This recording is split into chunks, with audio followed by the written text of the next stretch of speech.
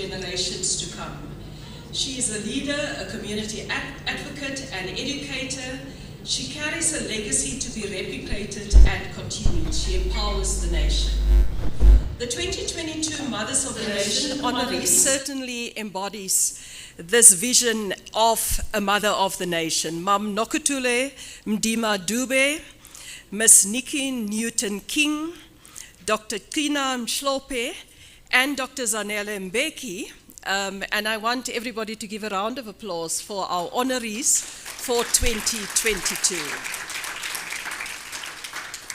We shall now start our program with a short prayer by Mam Olga Sema, who is a board member of the CMMI, as well as a member of the National Council of African Women.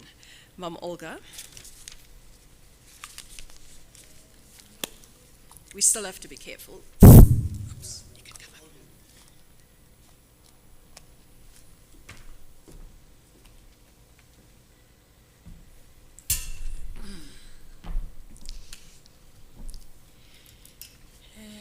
Is it good morning or good afternoon?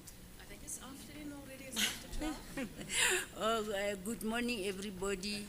May we bow our heads and thank God that we are here. Almighty God, our Heavenly Father, thank you for the dawn of this day.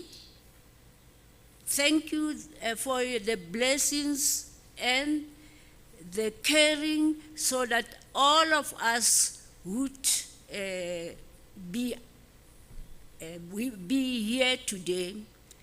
Through your will, this work is happening. Bless all of us who are here. Bless those who are going to be honored.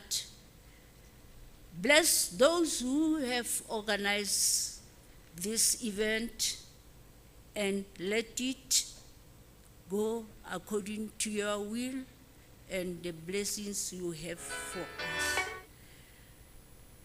We ask you to guide us so that we don't go the evil ways of this earth, the world that you gave us. Let us follow your will. Let us trust you. Let us put all our problems of what we are doing now in your hands. And let us thank you for the love and the compassion you have.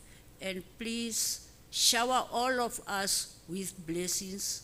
Shower everyone who is here with blessings as you always do. In the name of the Father, the Son, and the Holy Spirit, we say Amen. I was born to John Hope Manya and Anne Manwe on the 7th of April, 1871. And grew up in Fort Beaufort in the Eastern Cape. We will now have a look at the video. My father hadn't gone to school, but would encourage. I was born to John Hope Manya and Anne Manwe on the 7th of April, 1871, and grew up in Fort Beaufort in the Eastern Cape. My father hadn't gone to school, but would encourage my siblings and I to better our lives. I was born to John Hope Manya and Anne Manwe on the 7th of April, 1871, and grew up in Fort Beaufort in the Eastern. My father hadn't gone to school, but would encourage my siblings and I to better our lives. His shortfalls were the seeds of my ambition, and I yearned for the day I would return back to the mountains of my father's village and teach my people. My siblings and I attended Edwards Memorial, a missionary school, where my thirst for knowledge and a burning desire to be educated and to educate was fueled, not only by my teachers, but also by my mother, who had chosen teaching as her vocation in life. In 1885, my father began to attend night school. At the same time, he converted to Christianity and became a lay preacher at the local Presbyterian church. We became churchgoers, and the seed of another of my great callings, my evangelism, was planted. In 1891, my sister Katie and I joined the African Jubilee Choir. Our love of music and religion took us to England, where I learned about women's rights from Emmeline Pankhurst, and more importantly, the right to vote. Our choir did well, and we were invited to tour Canada and the States. I felt America could offer me access to the education I've been wanting all my life. And with the help of Bishop Turner from the African Methodist Church, I was accepted to Wilberforce University near Xenia, Ohio. Wilberforce University was black-owned and managed and catered mainly for black students. The institution was aligned to the African Methodist Church that had its origins in the Free African Society that advocated for social equality for black people. While studying towards my Bachelor of Science, I witnessed incredible leadership and began to see a different future for myself, one in which I could not only teach my people, but one where I could lead them too. In 1903, two major milestones took place. I became the first black South African woman to graduate with a university degree, and I married the love of my life, Marshall. We returned to South Africa with the intention of making a difference and being instruments of change. For about a decade, we focused mainly on our evangelistic pursuits, and I participated in King Sabata Dalinyewo's court in the Transkei, a privilege unheard of for a woman. My husband and I started the South African Wilberforce Institution in Everton, an establishment that has survived both Marshall and myself. In 1912, we found ourselves in Bloemfontein. A group of like-minded people who wanted to change the world came together to form the African Native National. I became a strong proponent of changing the social and political situation of black women in South Africa, and used every opportunity I had to raise the profile of women's rights. Who would have thought that today you'd be learning about a young girl from rural Eastern Cape named Mannya-Maxeke? What made my story different from that of my sisters, my neighbors, or fellow students? A supportive parenting environment, a value-based upbringing and a Christian worldview, mentorship and access that would afford me opportunities within which I could represent, as well as win the respect of my fellow countrymen and women. In a time where many of my achievements were improbable, the impossible was made possible, and I was able to rise. I have always believed in the principle of, if you rise, bring someone with you. And this is our vision for the Mannya-Maxeke Institution. I have shared my story with you in the hope that it may inspire your buy-in and motivate your support of our vision. I pray that you'll be among the first of many who will join us in our endeavor to create opportunities for our daughters to lead and to shine. There are many among us who have begun to make their mark in history. I believe there are many more waiting to rise and for the opportunity to excel. My name is Mannya-Maxeke. I was the first black South African woman to graduate from university with a degree. My story does not end here.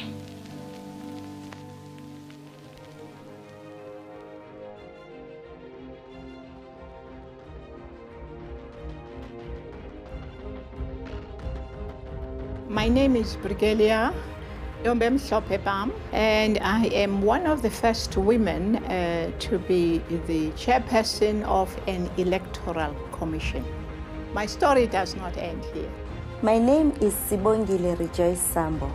I am the first South African black woman to start an aviation company in the private jet space, providing helicopters and private jets. My story does not end here. My name is Asnaf Mahapa. I'm the first black South African woman to acquire a commercial pilot license. My story does not end here. My name is Dr. Musawenkosi Donia Salrombe. I'm the youngest female PhD graduate in Africa. My story does not end here. My name is Riboni Bella Mudisha, and I am the first black woman to qualify as a PGA golf professional. My story does not end here. My name is Zuleika Patel, and I am a black female activist at the forefront of decolonization within schools and black radical feminism movements within the country. My story does not end here. My name is Michelle. I am 9 years old. I've published 2 books, and I'm the youngest author in Africa. My story does not end here.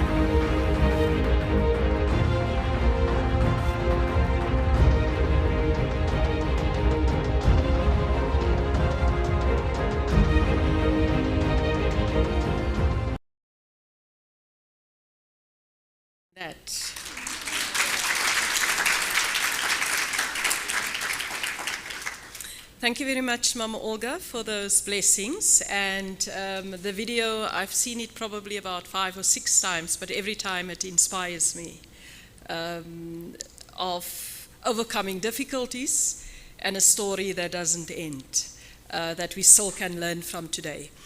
We're going to start with our program by introducing the chairperson of the Charlotte Mannya-Maxeke Institute, Mr. Tulasizwe Makanya, that will give us a short opening remarks and a warm welcome to everybody present.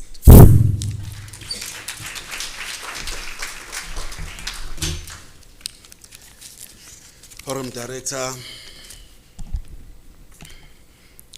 Minister of Small Business and Development, Ms. Stella Ndabeni Abrahams, honorees, Dr. Zanele Mbeki and Dr. Gcina Mhlophe, in absentia, Mrs. Nikki Newton King, and also the family of Mama Unoktela Mtimba Dube, representatives of Nozala Trust, our partners in this initiative, Miss Mandlesilo Msimango. Ladies and gentlemen, honorable guests, all protocol observed, I greet you. Sanbonani, Dumelang, Mulweni.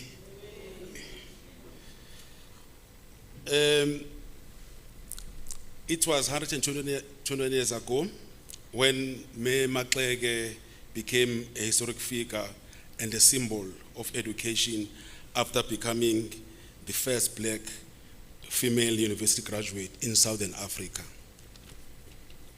As the family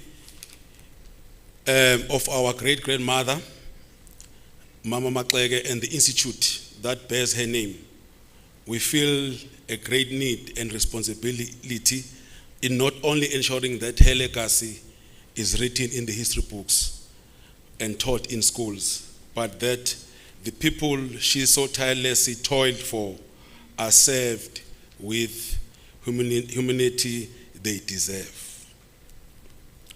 In our country today, we are faced with reports of horror-filled headlines on a daily basis.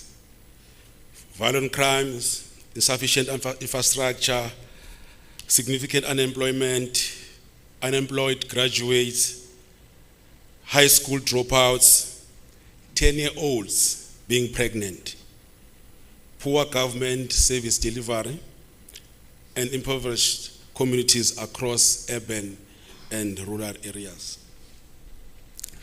As this institute, CMMI, We have made it our cause to take the lead from our ancestor as we work with communities around the country under our pillars called #LEAL, which is leadership, education, empowerment, and legacy. Recently, on her date of her passing, the 16th of October, we had Walk with Maxeke, which was aimed at raising funds for our youth forum programs that skills future leaders and future farmers. This morning, together with the Department of Small Business and Development, led by our Honorable Minister, Stella Ndabeni-Abrahams, 30 businesses initiated by women from Davidton, Freedom Park in Soweto, and Kliptown, Mannya-Maxeke's last home.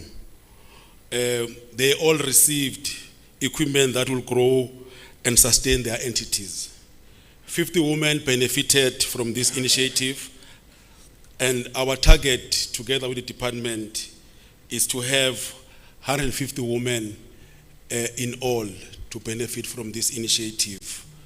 And it is in line with the 150th celebration we had last year, as our government declared 2021 as the year of Shaun Maxeke in her 150th year. All this falls under one of our pillars, which is empowerment.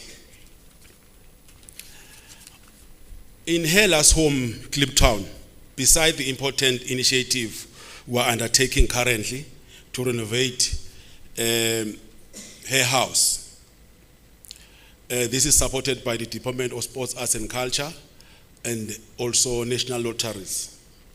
We will convert the house to a museum and a community center. We also run sport arts development program in this area. We started and have grown our initiative of Shaun Maxeke's One Home, One Garden, led by women who are now feeding their families from the food they've grown. The women now are also selling some of their produce within their community.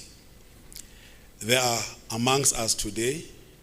I will request that maybe for you, our guests, to see them, if they can just stand up where they are.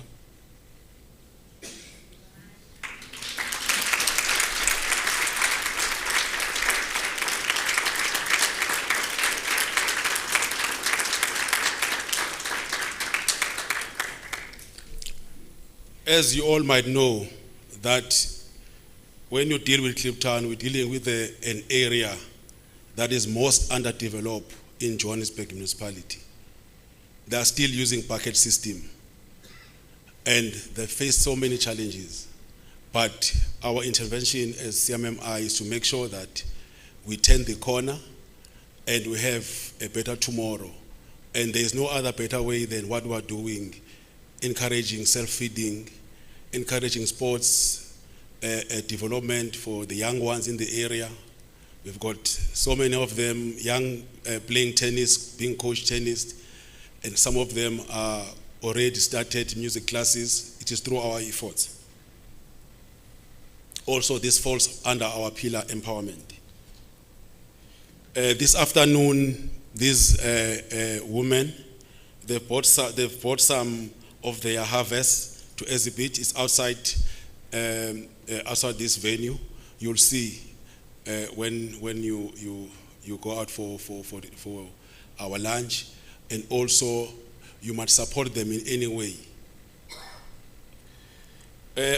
Every August, which is the Women's Month, we host our annual Bringing Up Awards, recognizing women excelling across industries in this country and beyond the borders of this country. We work to historicize the work and great influence of women through the Women Before Us, a coffee table book series. Both these falls under legacy and leadership pillars.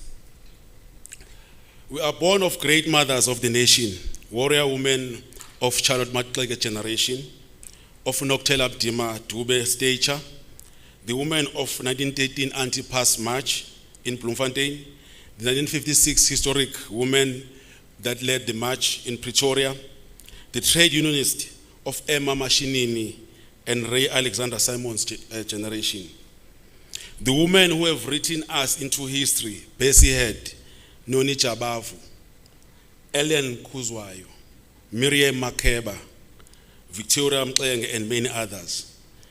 In a time where patriarchy was a law, they stood their ground to ensure our load will be easier to carry. The women whose name we do not know, but they have carried us through our toughest times. We remember you, we honor you, we salute you.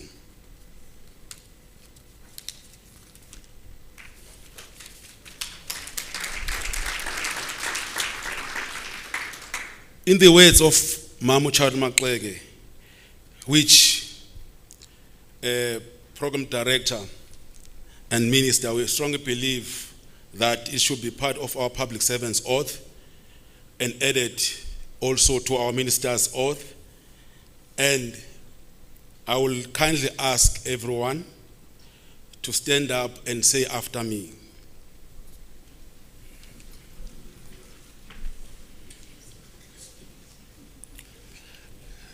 This work is not for yourselves. Kill the spirit of self. Do not live above your people, but live with them. If you can rise, bring someone with you. If you can rise, bring someone with you. Thank you.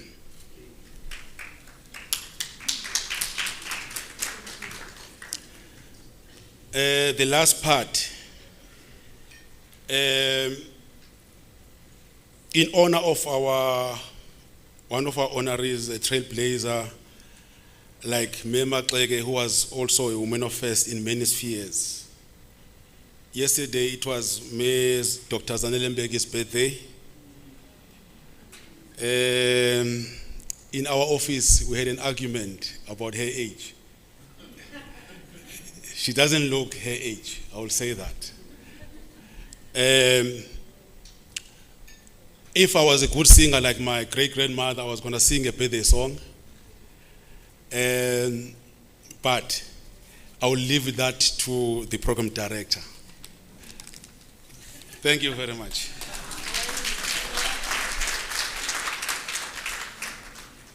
Okay, you think I should accept that challenge?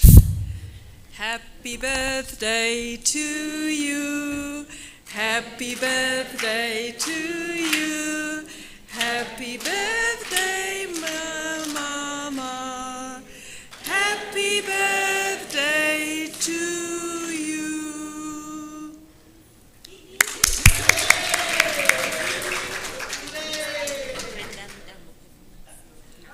Okay, I'll be starting with that. Okay, we're now going to divert a little bit from our program and have the performance by Brenda Mtamo. But whilst we wait for her to come to the stage, I also want to welcome another icon of South Africa, Dr. John Kani. A warm welcome. We're so glad you could make it, and over to our performer.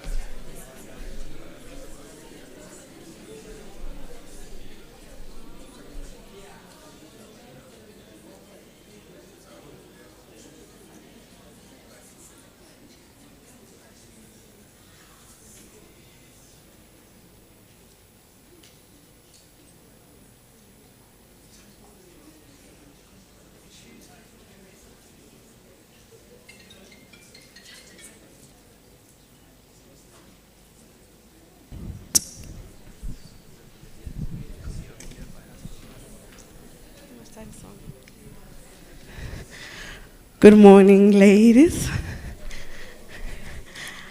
I was running, from the entrance.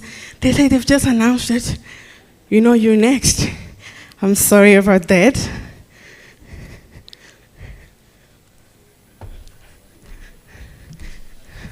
Are you guys good?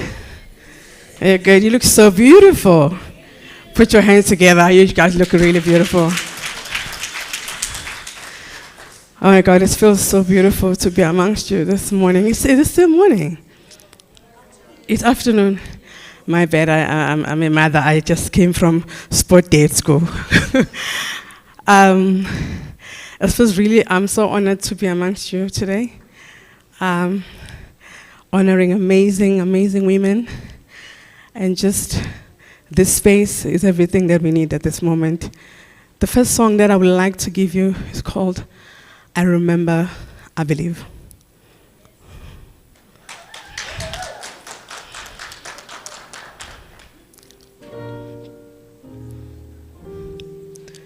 Yeah.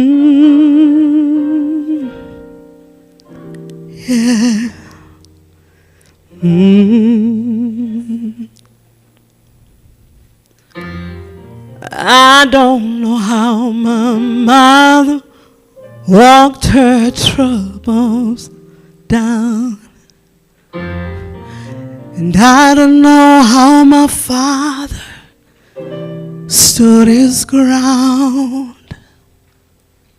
And I don't know how my people survived slavery.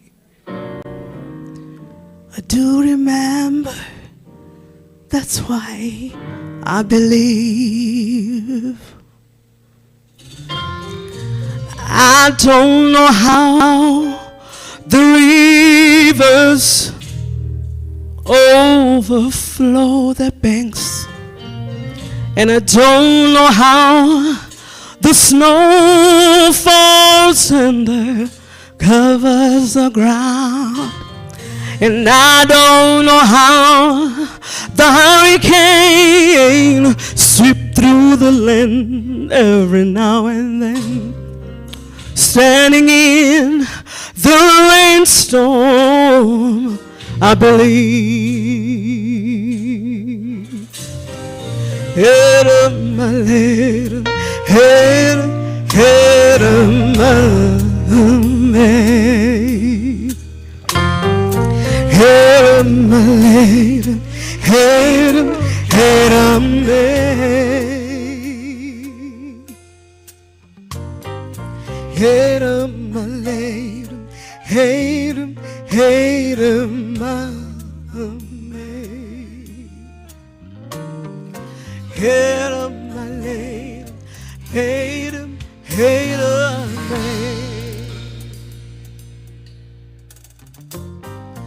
I don't know how the angels woke me up this morning, and I don't know how my blood still runs through my veins, and I don't know how I rate to run another day.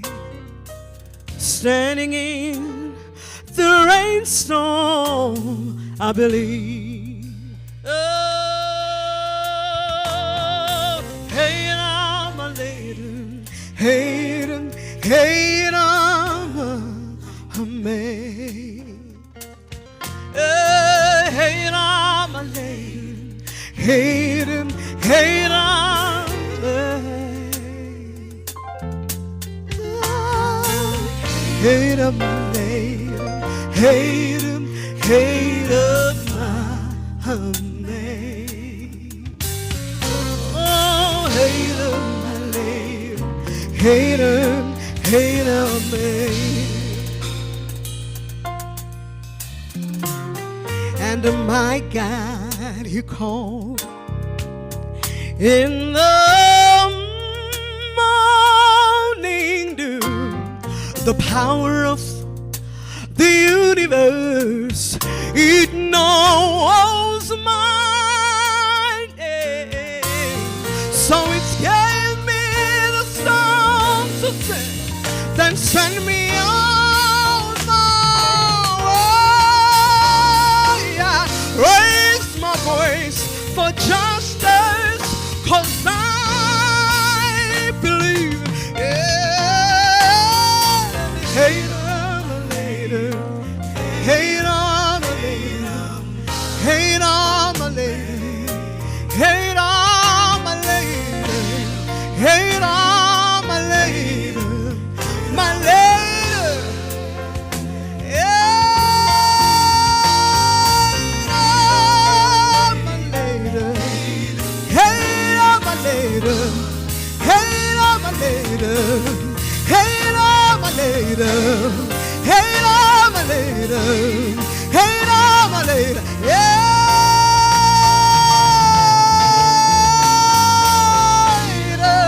Hate on my later, hate on my later, my later, my later, my later, my later.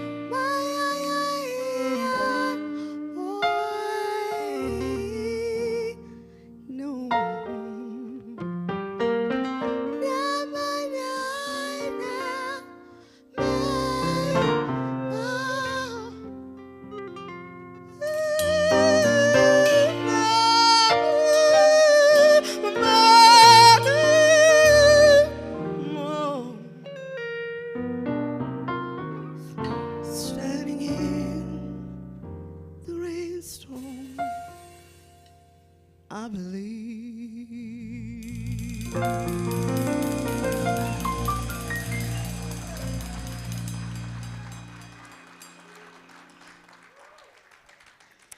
That song is called, it's called I Remember, I Believe. You know, it talks about, it's okay. Tina Siswa, Tina, you can sing this song with me. Tina Siswa, Sikalela, Sikalela, Sikalela, Ela tatwa, Ela tatwa, Ela tatwa, Ela tatwa, Mabauye, Mabauye,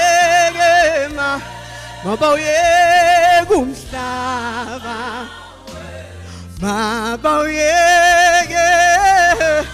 Mabauye, Mabauye, Gumstava, yeah, Mabauye.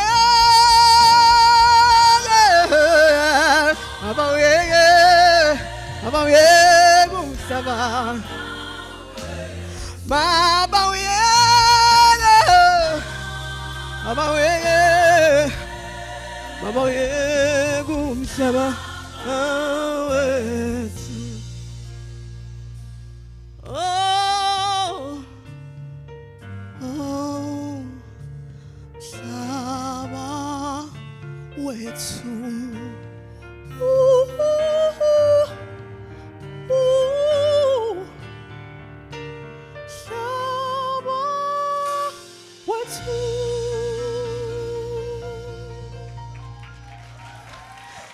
This one is Itchy. Do not wait for anybody to do anything for you. Just get up and be able to do things for yourself.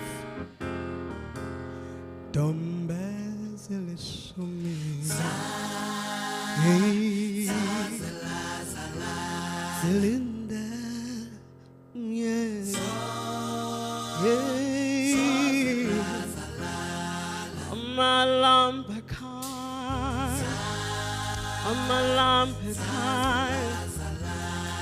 amafutha phela mina ngithanda lawa mahlanu imama hlanu thatha umzekelo kuwo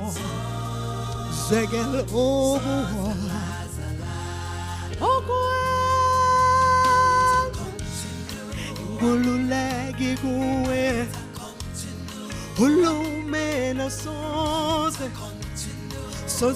nesapheze thatha uhlaka lwakho thatha uhlaka lwakho thatha uhlaka lwakho thatha uhlaka lwakho wena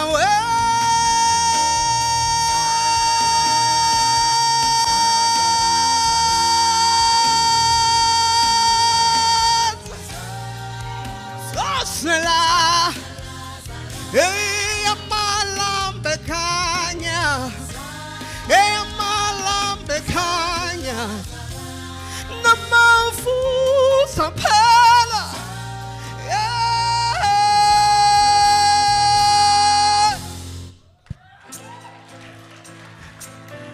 Before I go, this next song is called I Love You.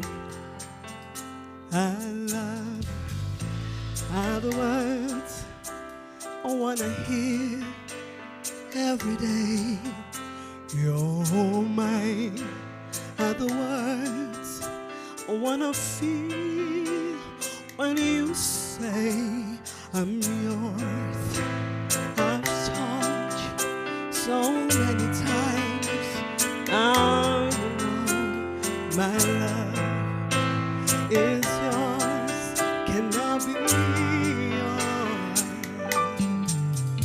I love you, and I've shown you, and I've told you many times ago. I love you, and I've shown you, and I've told you many times ago. Telling you love. Hey.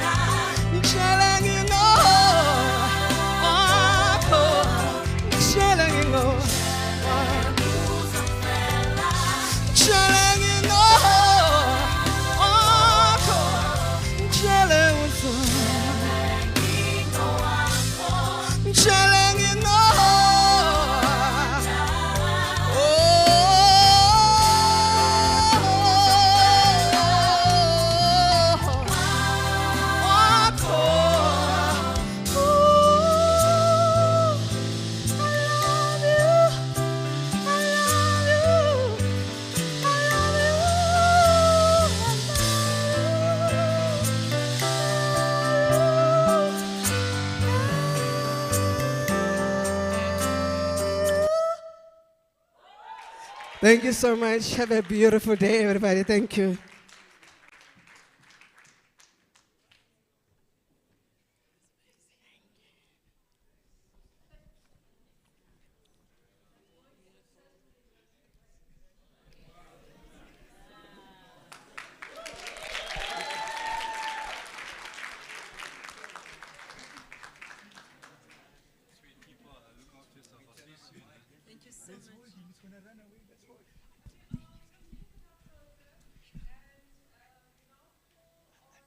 Miss Mandlasilo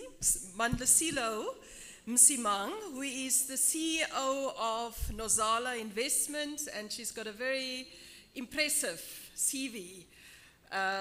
For such a, I was a bit shocked when she said to me, no, I'm actually the CEO of Nozala Investment. They're also a sponsor of this event, and a black-owned female company that has interest in a whole range of different sectors. Over to you, Ms. Msimang.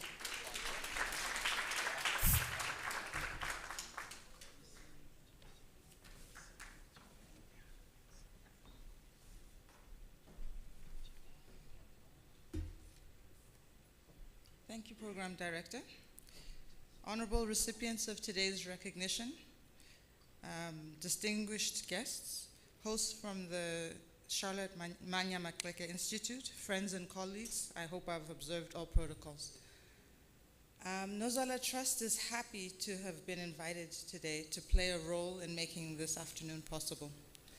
The Nozala Trust, and as the program director has said, I'm from Nozala Investments, so it's a structure in which the trust is one of our biggest shareholders, and unfortunately, Mam Salugazi Dakile Hlongwane was not able to be here today, so she asked me to fill her very big shoes and give this message on the trust's behalf. So Nozala Trust has, over the last 25 years, maintained a clear and an active commitment to the empowerment of women.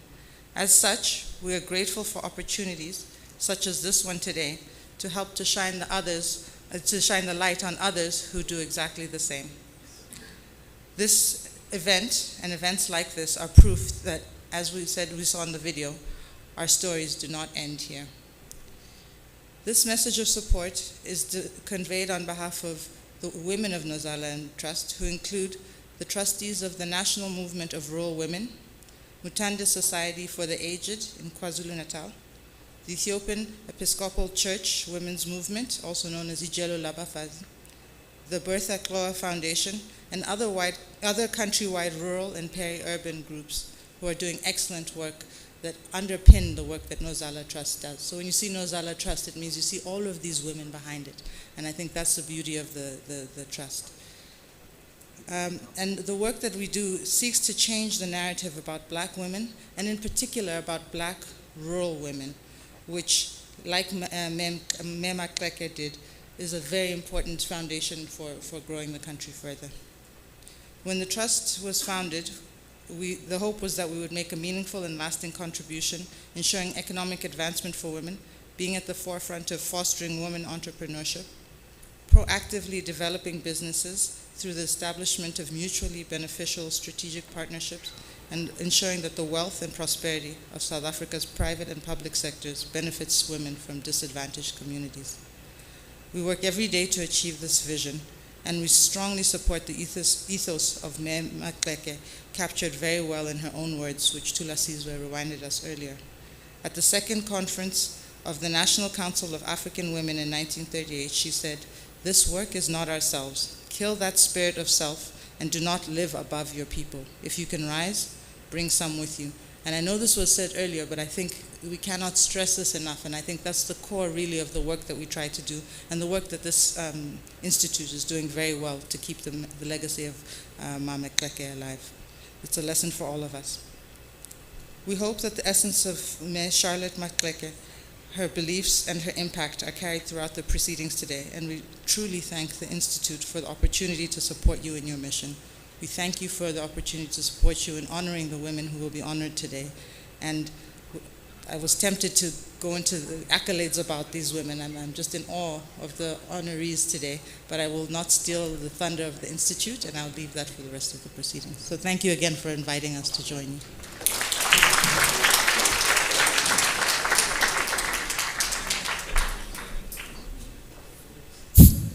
Thank you very much. And I think that certainly the example of the broad-based empowerment of the trusts of women is really exemplary to many other institutions in our society. We're now coming to the main event, the honoring of the 4 great women that we will be acknowledging, honoring today. And when Mum Charlotte walked this earth about the beginning of the last century, she was also called the mother of African freedom. And I think it's a tribute to her that we are honoring these 4 women today that walked in her footsteps, and that in their own way, in their own fields, have shown us the path and have been pioneers. We will now start with a tribute video to our first mother of the mother that we are honoring today, Miss Nikki Newton-King. She unfortunately could not join us this afternoon because she had to travel, but we honor her as the first woman to lead the Johannesburg Stock Exchange, 123 years after its inception. 123 years. Yo, it took long, no? But we'll watch the video about one of our mothers.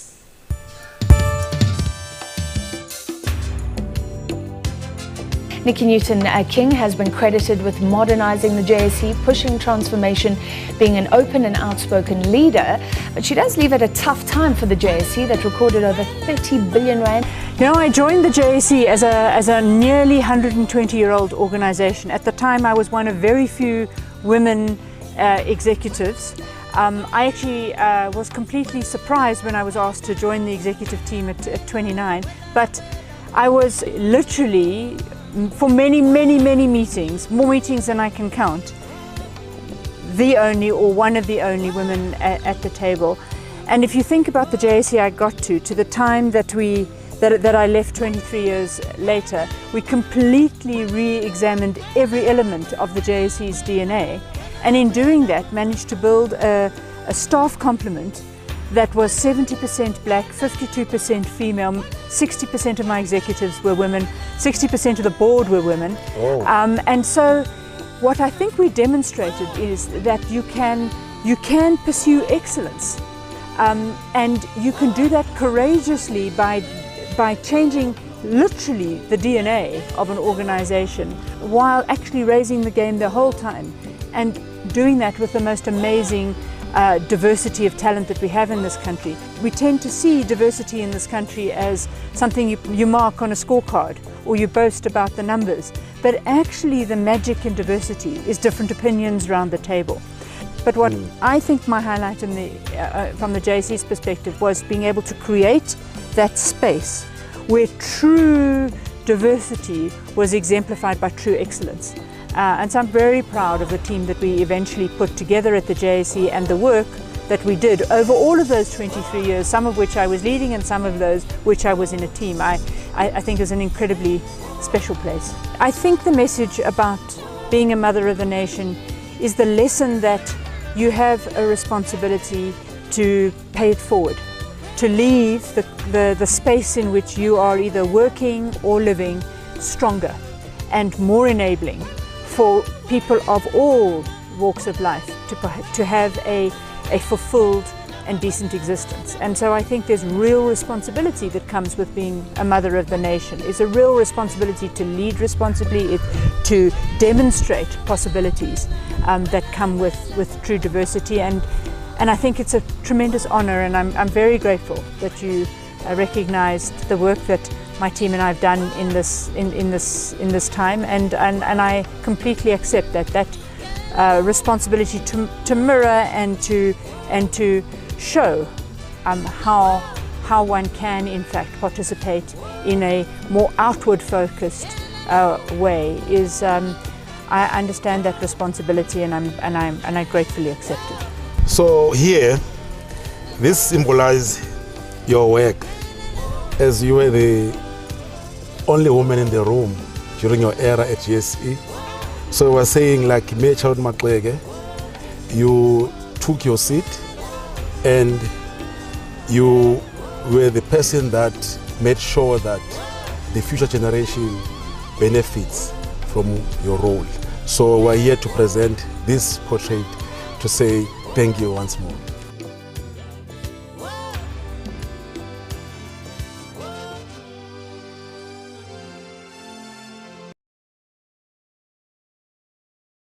First Mother of the Nation, Miss Nikki Newton-King, the first woman to lead the JSE, 123 years. That's a long time, I'm just saying. Our next Mother of the Nation is somebody that has left us a long time ago, Miss Nokutela Mdima Dube. She was a co-founder of the historic Ohlange Institute, as well as Ilanga Lase Natal, a newspaper. And we will play a video of her life, followed by a tribute by Dr. Atambile Mosala, who is a writer, researcher, and lecturer of the University of Cape Town. That's very little to say about you, Atambile, but we will watch the video and then over to you to speak about this icon.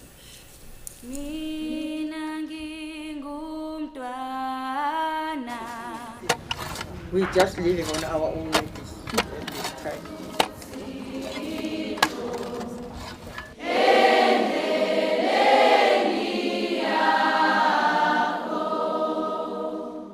John Dube's first wife, Nokutela Dube, her maiden name was Ndima. So Nokutela, what we know about Nokutela is that this is a woman who literally has been buried in every meaning possible of the sense. All the great deeds that this woman contributed to the history of South Africa literally have been forgotten. You talk about music, the development of Zulu choral music. JL and Mrs. Nokutela Dube are the authors of a book here called A Zulu Songbook, Amagama Abantu. This little book here that you see, the foundation on which modern Zulu choral music was based. And Nokutela, through her work as a music educator at Otlange, developed a tradition of music which eventually translated itself in the song that is called today Nkosi Sikelela. Her work was instrumental in making this song a national anthem for blacks in South Africa.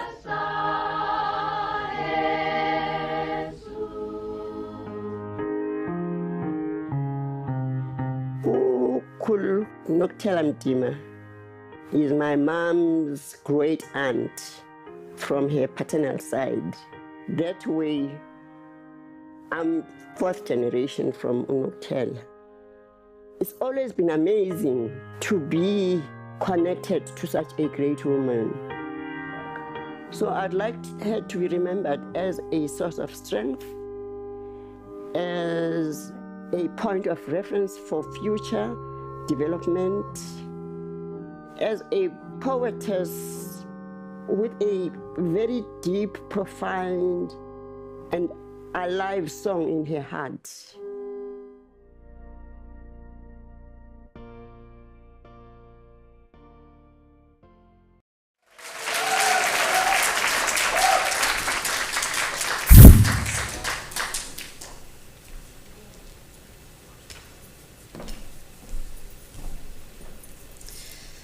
Sanbanan.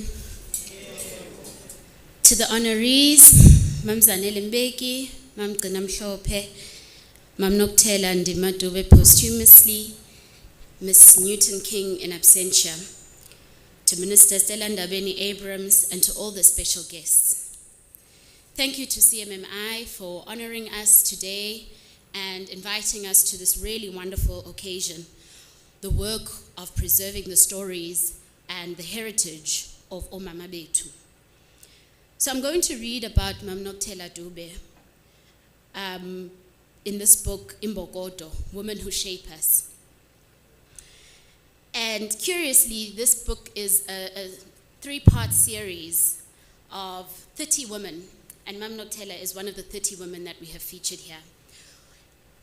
I feel it is important to mention that when we first launched this book in February, we launched it at the Spirit of Light in Durban, where we were invited by Mam Mhlophe. And so it's an honor again to come at the end of the year and be able to use this book in such a meaningful way.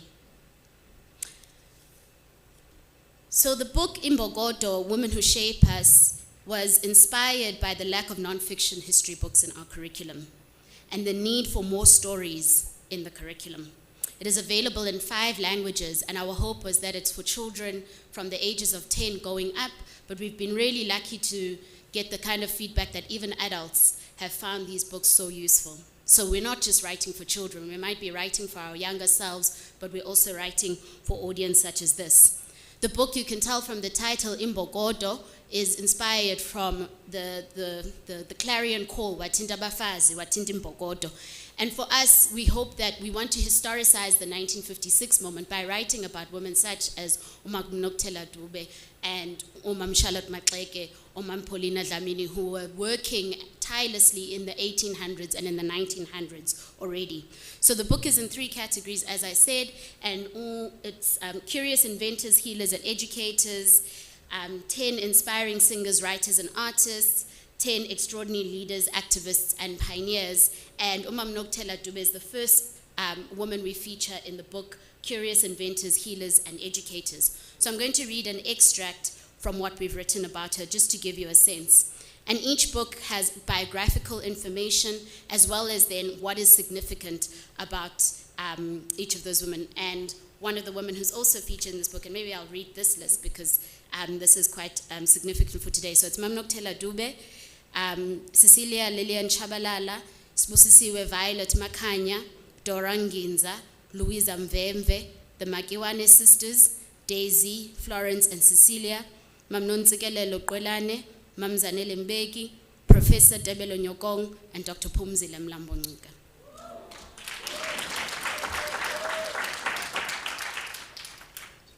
Why is Noctela Lindeli Dube's life significant? Mam Noctela is one of the first generation of women who fought against cultural, racial, and political oppression of black people. She used her Christian education to uplift her own people by providing them with the opportunity to gain a better education. She is also an example of an independent woman who stood by her Christian beliefs and left her husband after his affairs with other women. This is significant as divorce was not very common during her time. Mam Noctela established a strong music department which taught vocal and instrumental skills to learners. Their skills and talents were shaped at Ohlange, and some of them went on to study abroad. One of these learners was the famous Ruben Kaluza, who was a student and later a teacher at Ohlange, before he went on to study a Master's of Music degree at Hampton University in the USA. In August 2016, she was inducted into the Freedom Park, the National Shrine of Heroes and Heroines in Pretoria. In 2017, she was awarded the Order of the Golden Baobab with South Africa's highest honor 100 years after her death. And this is what Professor Sheriff Keita, who is the creator of the documentary snippets that you just saw, he says, biologically, she may have been unable to produce children, but intellectually and spiritually, she had many, many children at Ohlange and thousands of intellectual heirs who went on to become pioneers in South Africa. And so I hope that gives you a sense of the significance of her life and the importance of why we continue to celebrate her. Thank you.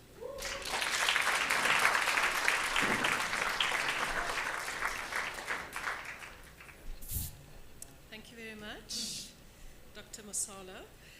And get the book. It's Christmas, you know. Instead of buying children all the things that they don't need, buy them books. It's going to last them a lifetime. Okay, we now move on to the next mother of the nation, and one of South Africa's icons as well. She's the founder of the Mannya-Maxeke Arts and Heritage Trust. She has been telling stories, our stories, for decades, and continues to remind us who we are and who we can become, both young and old. An advocate for literacy and community, mother of the nation, Dr. Tina Mhlope, and we will watch a video followed by a tribute by Ms. Tembekile Makanya, the principal of Windy Heights Primary School, KZN. You can see there's a theme about education here, as well as by Dr. Mazibuko Mzimang, who is an author, a literacy advocate, as well as a fellow of the University of Pretoria. We will now watch the video about our next great mother.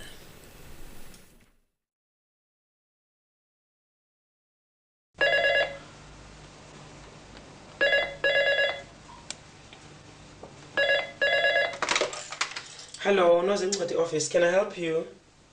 Oh, yes. How are you doing?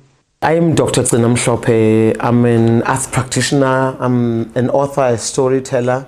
I do poetry, performance poetry, directing, but also I'm the founding director of Mannya-Maxeke Arts and Heritage Trust. At Mannya-Maxeke, we do different projects. One of our most well-known flagship projects is the Nozala Literacy Campaign. Nozala Literacy Campaign started in 2001. I can't believe we're celebrating 21 years this year. And in 2008, when I turned 50, we started, where we didn't think we were starting something new, we just thought we're having a once-off storytelling festival. And we invited 20 schools that I had enjoyed working with over the years. Bafika, and then people came from all over South Africa, Cape Town, Bloemfontein, Kimberley, Limpopo, Pretoria, and friends flew in from Canada, the US. I couldn't believe it. We had the most amazing celebration at the Playhouse Theatre. And then the next thing you know, it becomes an annual storytelling and book celebration festival. So it continues to this day. And also then I'm somebody who thoroughly enjoys working in the communities, especially rural areas, because both young and old people don't get an opportunity to see successful people like us, to meet them, to attend workshops, to ask questions, to just feel like, Yazin, this nobody was nothing not long ago. Now she's somebody. I can be that as well. So that I'm hoping that my work is always affirming to other people, maybe who are feeling doubtful about themselves. Because really, I come from poverty. I come from a place where there was hardly any opportunities. If somebody said to me, when I was 16, 17, I would be where I am now at the age of 64, I would say, hey, Buisi 5 Rand, telling lies, not possible, because I could not imagine myself being where I am today. But I dreamt and I worked hard, and I never stopped working hard, and I never stopped being curious and listening when other people are speaking, and learning when people have got something to share with me. Then you look at the role played Mannya-Maxeke, because she was an educator. So for me, the work that I do is about being a committed person in doing work that is promoting the power of the arts in education. If I can do that constantly for as long as I shall live, it will be mission accomplished, I promise you. We should honor the Almighty God, for giving us this life, these privileges that we've had, no matter how hard we think we've worked for them, by uplifting others. When people ask me why I do what I do, I tell them I tell stories in order to wake up stories in other people. Because every living being has got a story to tell.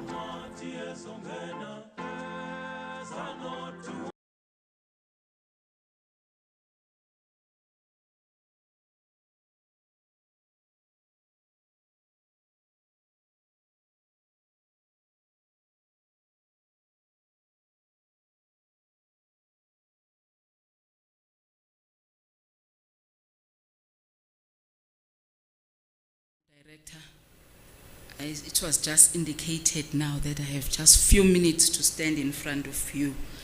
I'm coming from KZN, a secluded area of Malukazi, south of Durban. When we met with Mam Mannya-Maxeke, she was invited by her friend, that was Umusa Zulu, coming to our school. When she talks about our school, she will say, when I was coming to that school, I was like, can I go back? Because where am I going to? And it was like, because we are surrounded by informal settlements. So, but she said, let me go because I'm invited to that school. And when she arrived, she adopted that school. And for us, we are very appreciative of what she has done. And last month, no, in September, that was on the 29th, that's where we also honored her as we were naming blocks in our school. So part of the blocks and part of the rooms, the special rooms that we have, it's a library. Understanding the challenge that is faced by the country in terms of literacy of our kids and also numeracy, we have said to ourselves that library must be functionally, and it was named after her. It's now a Dr. Mannya-Maxeke room.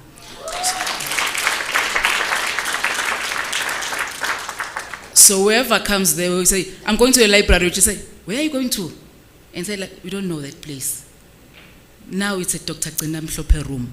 So we are honored, really. She is a mother of the nation, and we are really proud of her. She has donated books to that room, and she will continue doing that. And we appreciate the work that you are doing to us. We appreciate the work that you are doing to the community, not only of that area, but all over. That is why we have said to ourselves, through that initiative of naming blocks, we were bringing history closer to the community or to the society, because history is not known. They are saying, the government will say it must be compulsory, but compulsory, it's not going to be written by them, people that knows the history, but it's going to be written by other people. But we are saying, other than naming the blog, learners are going to learn about her. Learning about her, it is saying we are going to have future story writers, future creative writers. As we are busy with skills in our school, we have introduced creative writing, which is also going to make sure that we have future Dr. Gcina-Mhlophe. Thank you to Simemai, thank you to everyone, and our story as the school doesn't end here.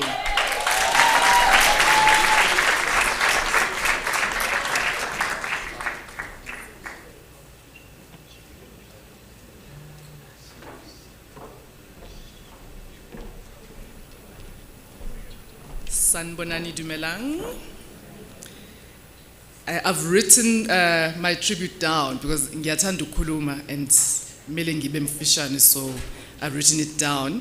I wish to congratulate the Charlotte Maxeke Institute for this wonderful lunch honoring the mothers of our nation, Dr. Gcina-Mhlophe, Dr. Zanele Mbeki, Umamu Newton King, as well as Umamu Nokutela Mdima-Dube. It is my privilege today to say a few words about my mentor, my friend, and my big sister, Mam Gcina-Mhlophe. I met Mam Gcina-Mhlophe in the 1980s at the Market Theatre, where she was performing her classic, Have You Seen Zandile? I was completely mesmerized. The story of young Zandile growing up in rural apartheid South Africa gripped my heart. And I rushed backstage. I introduced myself and boldly declared, I will write a play one day. I still have not written a play.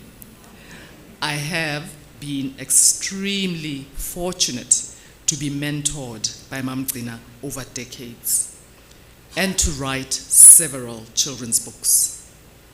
I have read many of her children's classics, the well-loved The Singing Dog, The Snake with Seven Heads, and Nozala, the mother of books.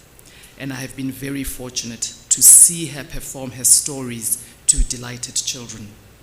She has a voice, a stage presence, a love of words and sharing words as building blocks for humanity like no other.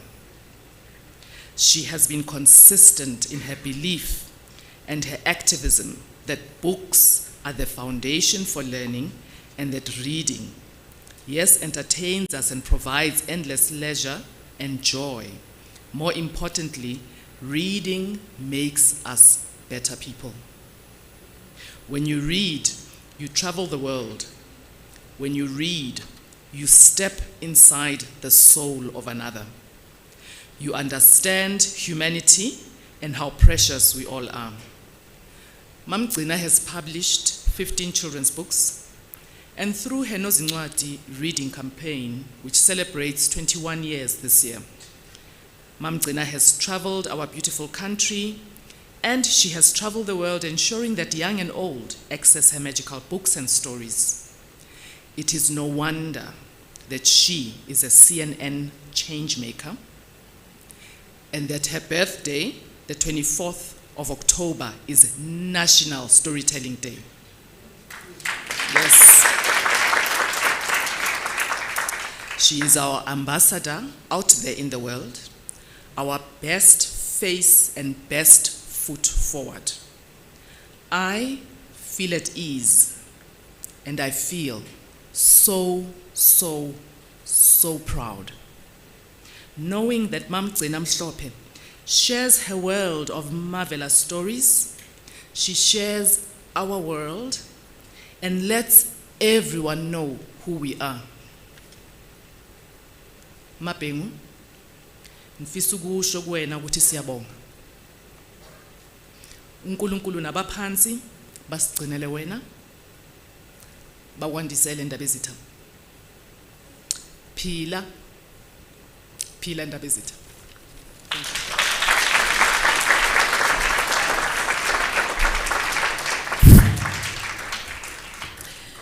We We will now call on Dr. John Carney to say a few words about our Mother of the Nation. Over to you.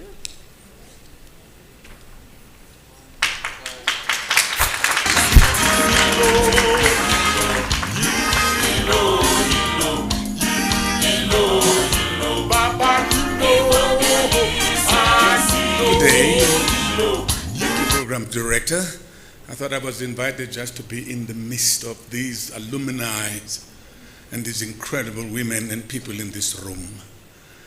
By the way, it's Men's International Day. And I'm in the midst of all the women too. Honored guest, Mama Sanele Mbeki and Mamudina. And of course our minister, Stella Abrams-Davin. I'm a little not angry that this event is not streamed live on television, especially the SABC. This, we're speaking to ourselves. We should have all the children, all the young people that know it all, glued to the television as they watch the funeral of their fellow guys who shot themselves, and to watch this event. So then we could pass on this knowledge and wisdom to the next generation. But knowing how sometimes things happen in my country, things can just slip by and nobody knows that they even happened. I have a link with Gcina Mhlophe. She came to the Market Theatre and met me and the late Barney Simon. She was so young and telling us what she wants to do at the Market Theatre. She never came to ask us, as running the market, if we could allow her to do her work. She told us that she's going to work here now. And what a brilliant, brilliant actress. And we wanted her to be, I appointed her as the first resident director at the market, to be given the full year to do whatever she wants. And all she did was tell stories. And we were nervous because the audience might not come. The audience wants jitterbug, the audience wants musicals, the audience wants great dramas. And Barney said, well, let's give her the Lager Theatre and see what happens. She turned it into a place where people meet and listen and share stories. A group came from the Netherlands, led by Rufus, you remember? They came all the way to listen to her stories. They brought the entire group of people, especially the African American of origin, who now are Dutch citizens and black. I know Dr. Trinich was very unhappy that they were Dutch citizens who were black, but that was not our problem. So she came, and when, as you mentioned, have you seen Zandile? That was a classic and still remains a classic up to today, and following, and a brilliant actress of major movies like A Place of Weeping. She's so multi-talented that she makes you nervous when you say Gcina Mhlophe is coming into the audience. You think, oh my God, she's going to tell me the play wasn't good enough, because she can't hold her tongue. She tells the truth. She can't. And another link I have with Newton King, Nikki, she made me the first black person to ring the bell to start the business of the day.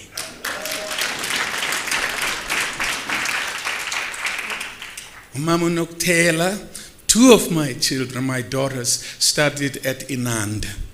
I went to see my daughter, and I said in Xhosa to the security, so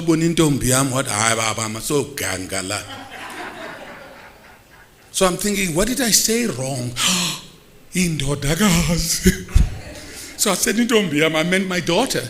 And she said, I'm sorry, And of course, I'm a friend. I know very important people. Stella, I'm the friend of the husband. And we've come through years together with that family. So there's that little link today. And I am honored to say to Gcina Mhlophe, not Mama to me, because I'm 79, It is an incredible honor. And I must thank the people who run this event, who said to me, please, you must come. I said, who's going to be there? Because I'm in Pretoria at a conference, and she says, Mam Mhlophe is there, Mam Limbeck is there, there will be also Minister Stella. I said, I'm coming, these are great women. But you owe me because I did this favor. Therefore, I will ask you for a favor next time. Trina, congratulations. Well placed. You are now in the history not just of this event, but of all the women of this country.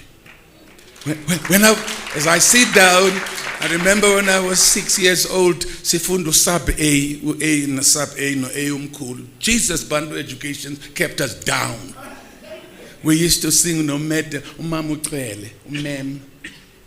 A beautiful song. Asingo mama lobe bhala lencwadi. Asingo mama mlobe bhala lencwadi.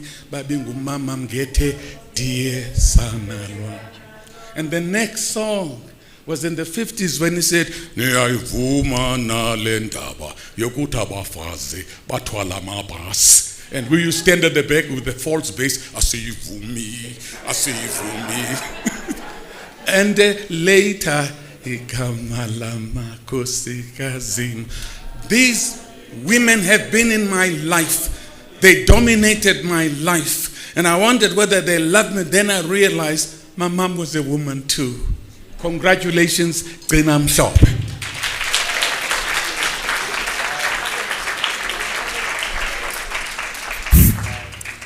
Since we've been reminded that it's International Men's Day, on behalf of all the mothers, and as we learned, you don't have to be a biological mother to be a mother. Congratulations to our brothers and sons and fathers and uncles and friends and husbands and all of you. Happy International Men's Day, and we do appreciate you. We do appreciate you.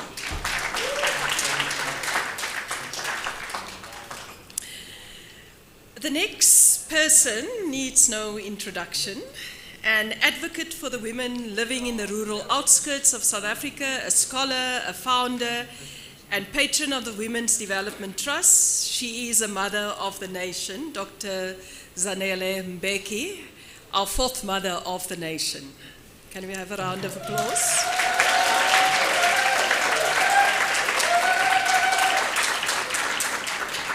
And we will now watch her video, followed by a tribute by Advocate Mojanku Gumbi, who also needs no introduction, a human rights lawyer, as well as Chancellor of the University of Venda.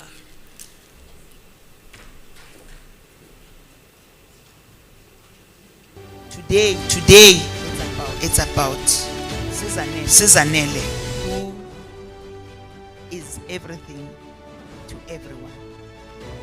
I am who I am today because of her. I met humility personified. I met someone who, when they do something, there's a thread of respect. There's a thread of humility. There's a thread of making sure that those that are less fortunate than ourselves are actually given opportunities. South Africa, I think, was grown at the back of rural women. You know what, in the Bantustans, in the villages, you can go right now and see the dongas all over the place.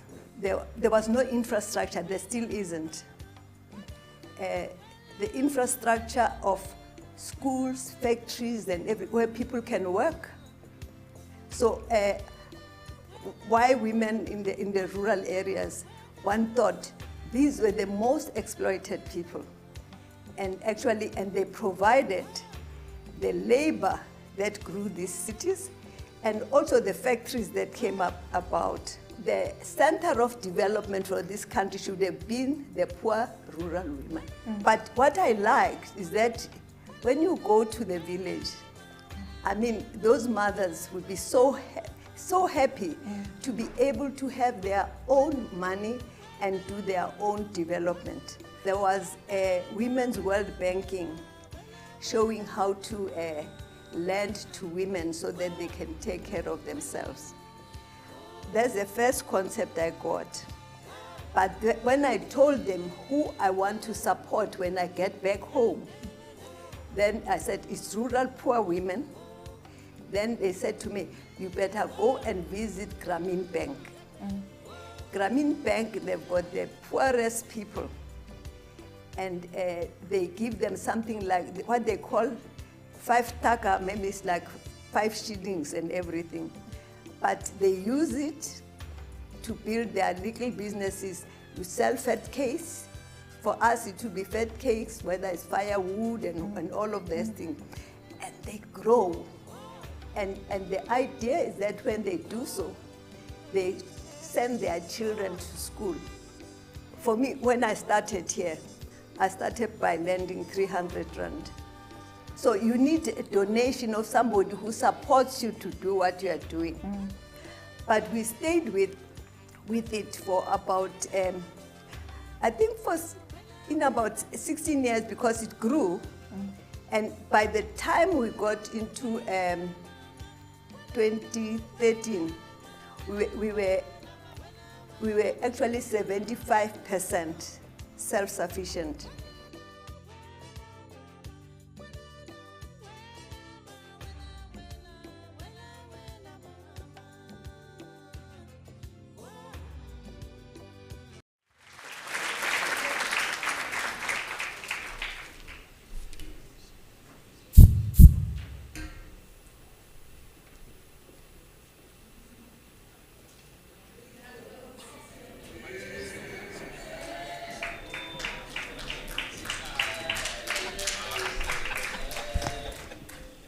It's impossible to pay tribute to this woman without support.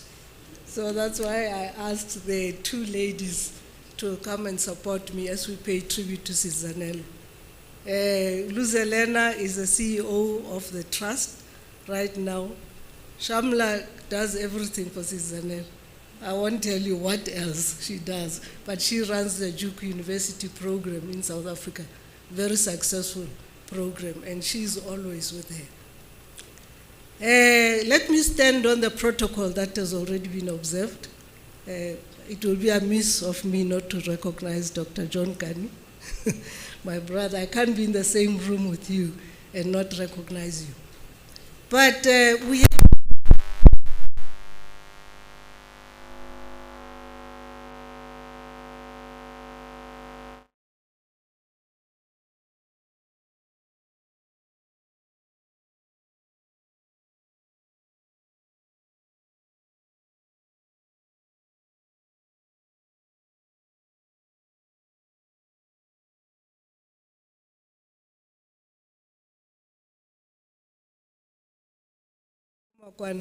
congratulations to you and the board. I'm not sure about your executives. But anyway, here we are. Let me just say just one thing about Sizanele. This is the one person who throughout, from the time when she was a young woman growing up in Alex, to the time when she qualified as a social worker, long before the name Mbeki joined her Dlamini surname, to the time when she worked outside the country, to the time when, I want to say when I met her first, long before her husband. Throughout that time, she has always had one defining feature, and this is about lifting the poorest of the poor out of poverty. It has been, and she has done it in so many different ways. You've heard about the Women's Development Bank and the trust and all of that, but she's done it in so many different ways. She's done it by going out herself, out into the rural area, If you see her there, you won't even recognize her. She's done it by bringing together over 1,000 women from across the continent. She has done it by getting her hands dirty. You know, she just returned with Luzelena from the farms in, what's that place where Terra Blanche used to live? Ventersdorp. Ventersdorp. You know, she's consistent. She has done it through. Today, there's not one speech that her husband made that she did not edit.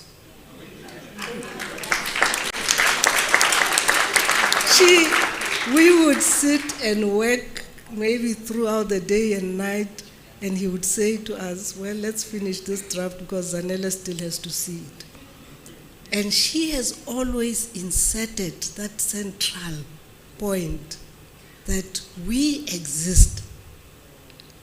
She would say to leaders that you exist, government exists, other leaders exist for one reason and one reason only, in order to lift people out of poverty.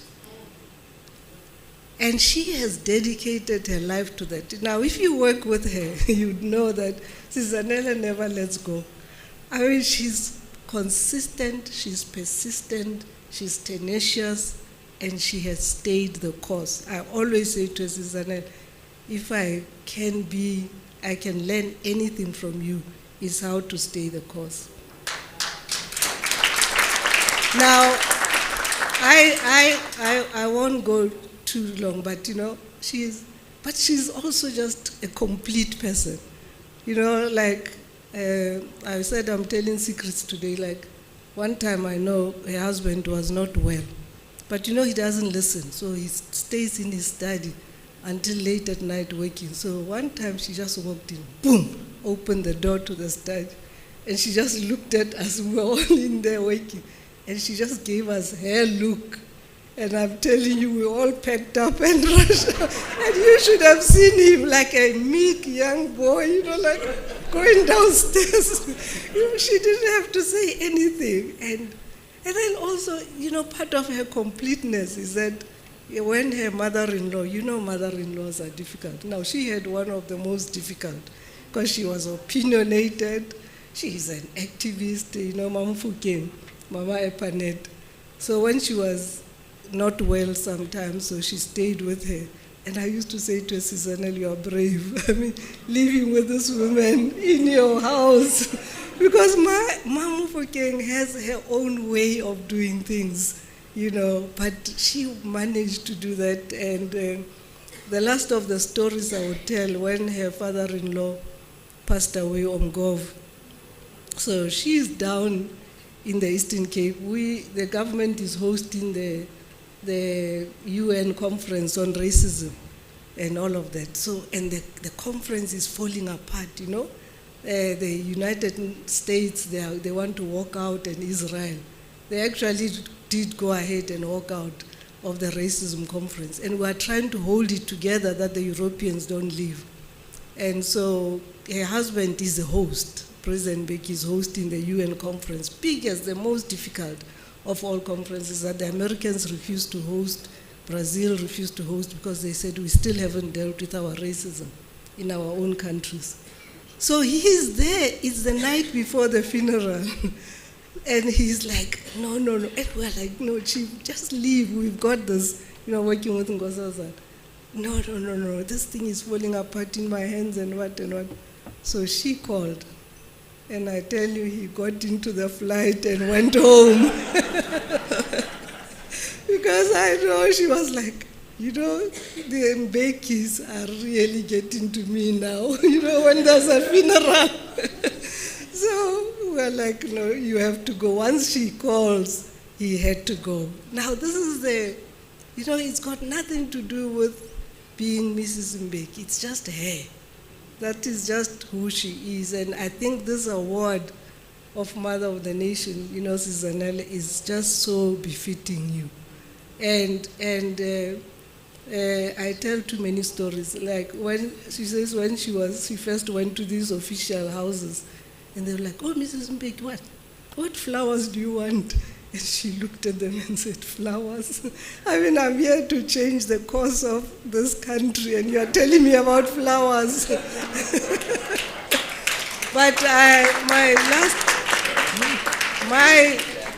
my last tribute to you, Sizanele, really, is that I honestly don't know why when people talk about Mujang Kugumbi, they say, oh, that one who worked with Thabo Mbeki. I honestly, from today, I want to declare, I want to get rid of that label. Because I would rather have people say, oh, that Mujanku who worked with Zanele Mbeki.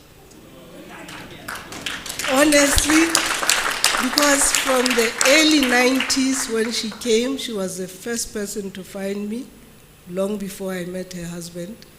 And she has worked, we have worked together, and I'm so happy that in my old age, she has brought me back to work with Luz Elena at the Trust and at the Women's Development Bank Investment Holdings. It is just the pride of my life. And so I just want to say, from today, I don't want to hear Mujang Kugumbi, Thabo Mbeki. I want to hear Mujang Kugumbi, Zanele Mbeki. Because she really is. She's a real shining light. And Phoebe knows that, you know, she really is just a complete person. And thank you for all that you've been, Sizanele. Do you want to say something? Sorry to do that. It is true that it is impossible to do a fitting tribute to a woman like Mama. As a mother of a nation, the mothers, we have those pains and it hurts a lot when you're about to give birth to something that you've nurtured, something that you created with somebody else. And if there is somebody who knows the inception, conception, gestation, and now we're at pains, we're at labor pains, and she has followed from the conception of this new value-based society where there is justice, where there is equality, but also where there is joy. Her favorite thing to do is to dance in flying carpets. And that is adapting and resilience and moving forward and agile thinking to make sure that we get to that goal. So for us, and this is the one teaching she has been stern about it. Most teachings are soft, but it's not you who do things. It's us. It's everybody. It's your team.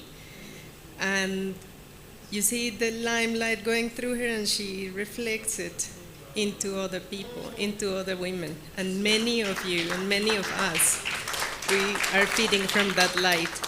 So thank you so much. Motherhood, like you are our mother in that sense. And I know it's a sort of imposed kind of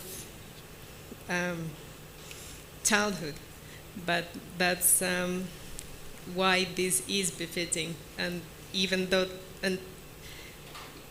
there is a lot of thought, and a true feminist and a real radical is sitting right there too. So another teaching that has gone is you can get more flies with honey than with vinegar. Thank you so much. Ma, so congratulations, Ma. Thank you so much for being our role model in society.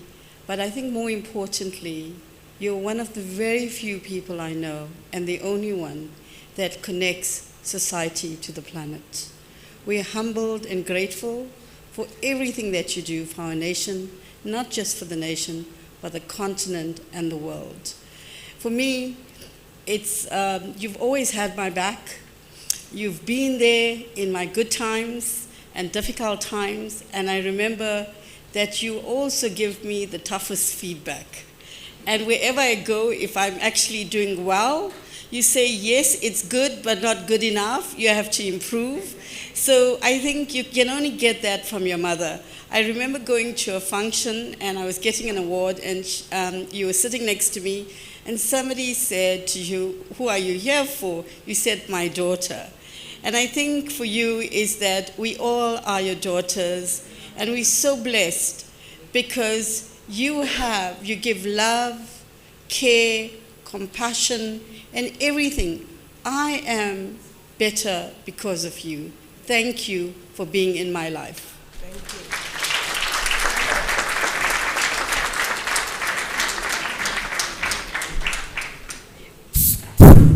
Thank you very much for those tributes.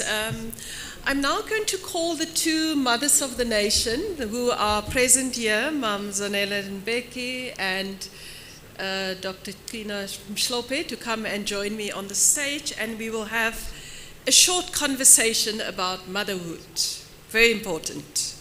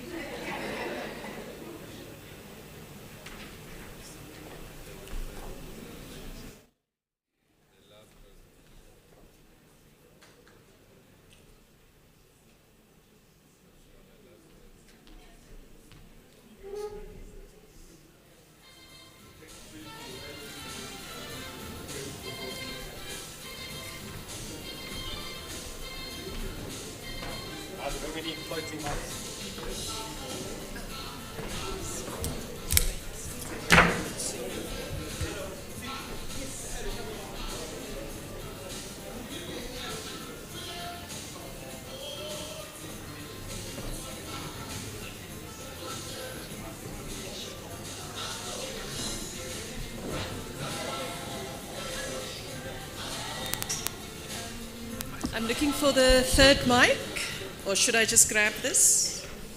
No, I can't.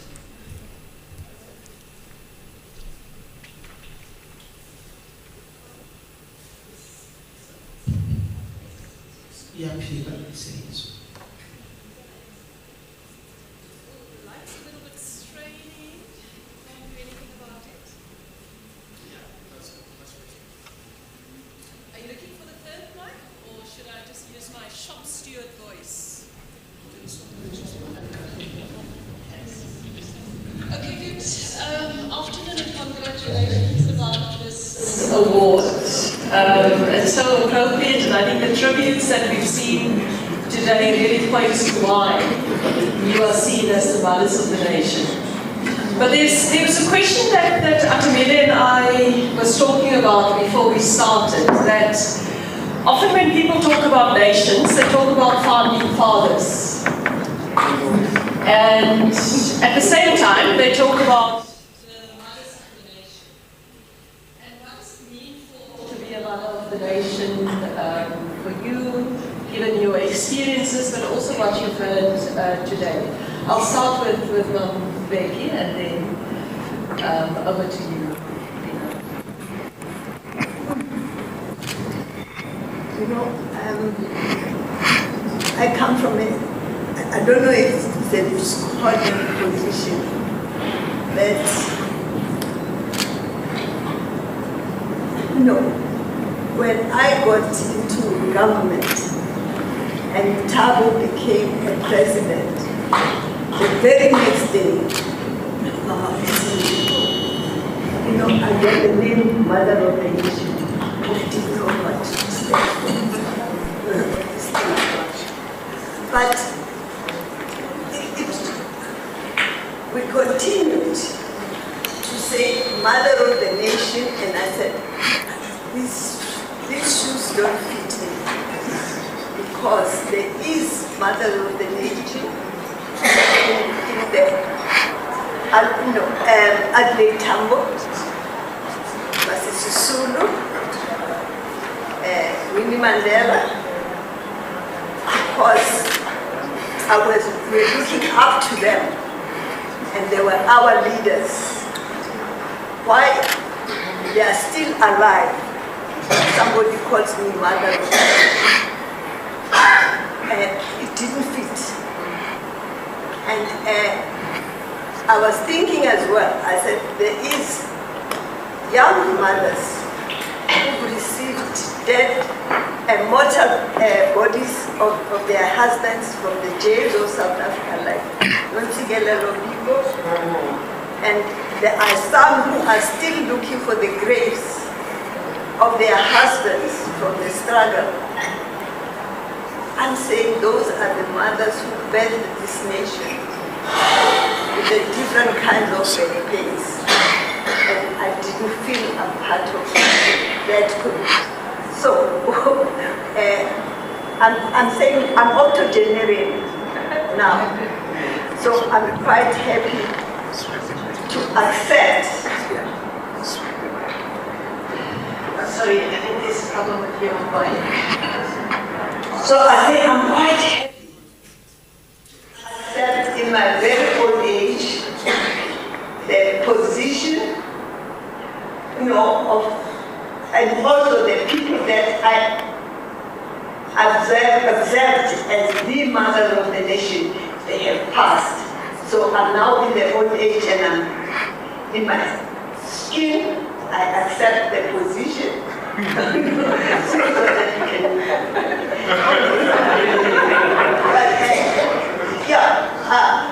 I'm saying that it's a name that is an attribute that felt uncomfortable with me because I did not understand what makes me a mother of a nation.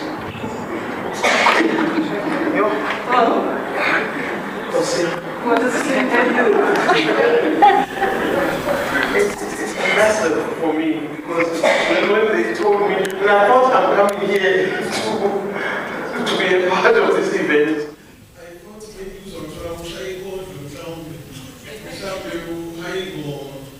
I did not think that I'm being honored as one of the mothers of the nation.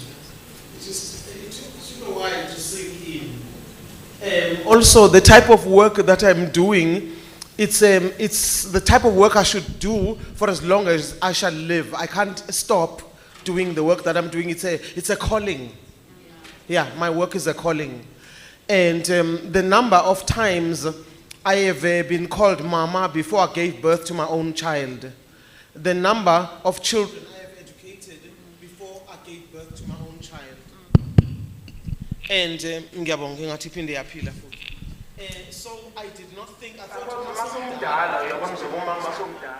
Mannya-Maxeke, for instance, were people we looked up to. But my first serious role model,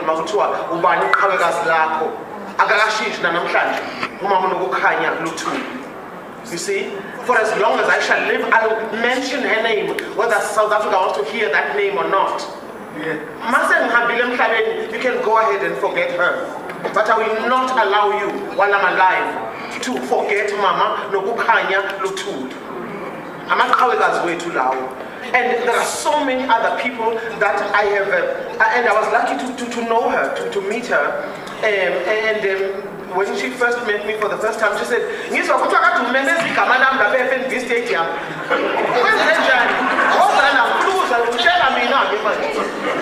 now to stand and perform the poem, try to praise to our mothers, for Umamu Nokanya sitting on the couch. Was that stage in my living room? That was terrifying, like nobody's business. I've performed for thousands of people in my life, but on that day. Now listen to the names that we are given. Nokukhanya, mother of light. And so, mothers of the nation, many of them I can count for you. Another one that I have loved without even meeting her, I dream of maybe of having an opportunity to read her book, to be an audio book. In Kamamu Nokhanya, Yebo, Mother of Light, but Umama Ukeiti Makhanya. Because Umama Ukeiti Makhanya was yami, Kawegas le to lelo. Oh Mamu Nonsis Mkweto. These are mothers that I have loved over the years. Oh Mamu Noni Jabavu. Oh Mamu Nonsis Mkweto, Pindeng Bize, Umamu Violet Dube. In all the writing spaces I've been to, nobody wants to talk about Mamu Violet Dube. So for me, I keep bringing these people that nobody wants to talk about. Maybe I'm that mother of the nation who wants to love and celebrate and honor many, many mothers of the nation whose names are not often mentioned. The Charlotte Mannya-Maxeke Institute, you are giving me a new responsibility, namhlanje, and I'm accepting it. The responsibility of calling out loud the names of those women who are not often mentioned. Kutheni nisoyika, nisoyika ukulibisa igama lakhe. kutheni soyika nisoyika ukulibisa igama lakhe mama sisulu ligqoka sethu mama sisulu ligqoka sethu mama luthuli ligqoka sethu umama mbeki ligqoka sethu kutheni soyika ukulibisa igama lakhe kutheni soyika ukulibisa igama lakhe kutheni soyika nje babizeni basondele abangasekho nabasaphila. I'm taking the responsibility that you at Charlotte Mannya-Maxeke Institute are giving me. I accept it. I thank you.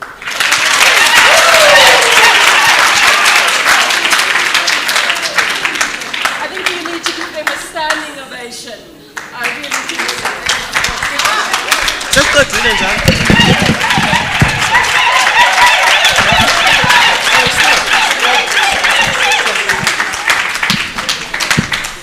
I'm now going to call to the stage two of the family members and representatives. Ms. Onika Nonchlanchla Makwakwa, a family representative of the Mdima family, and Ms. Nana Jali, family representative of the Duba family, to also join our mothers on the stage. I think we may need one more chair.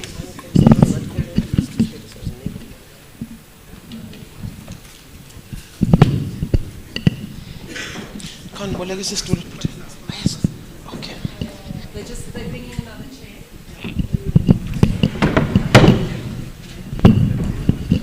Sorry, go ahead. What are we doing? Just photo. Yes. There's a chair for you, ma'am.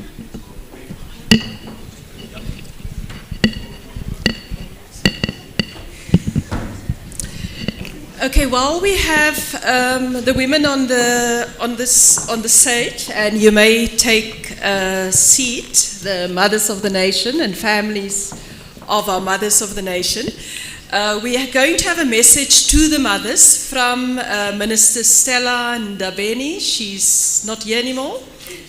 Sorry. Okay, unfortunately she had to leave. We will now have the mother's gift presentation, and I now call on the stage the board members of the CMMI, Mr. Tulasizwe Makanya, Mrs. Olga Seme, Mr. Moaketsi Matreke, Mandle Silo Msimang from the Nozala Trust, Tribute Voices, and if they can come, all come to the stage to do the handover of the gifts.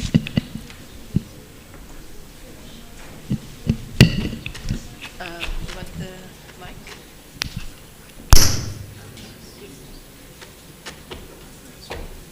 He's speaking.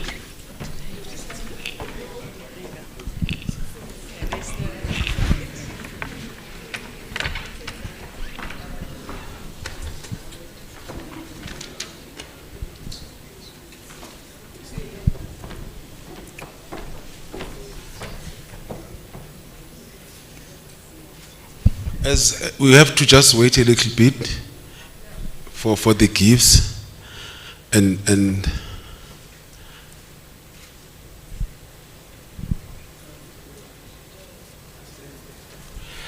we are honored. We are really honored as the institute to have even thought about this idea of honoring Abo Mama Betu. We all know that we, as a nation, we always need role models. As a younger generation, we always need people to show us the way. So through this initiative, we are saying, post the life of Mannya-Maxeke, we do have other upright and responsible citizens that have followed the footsteps of our great-grandmother and our icon. And we will continue this journey to honor other mothers, will continue this journey to make sure that we preserve the stories of our icons, living legends, and those who have passed on. As we wait for the gifts, I will ask Umama Olga ukuthi just to say a poem, koni poem ayithandayo kaMama-Maxeke. So ngizocela ukuthi just a minute.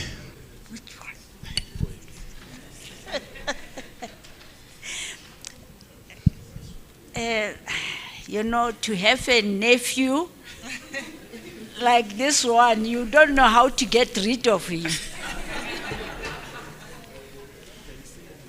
Oh, I'm sure he is talking about praise song of the Mannyas,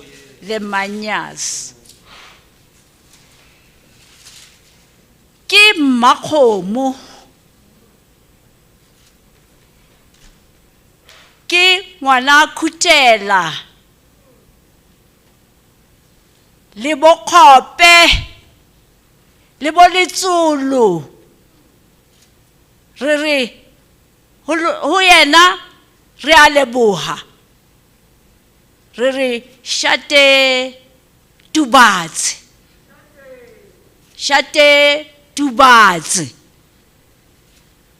re a go gopola,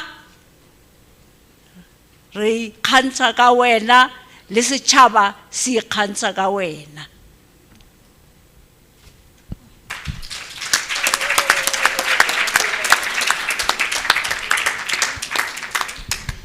Yeah, the team is ready.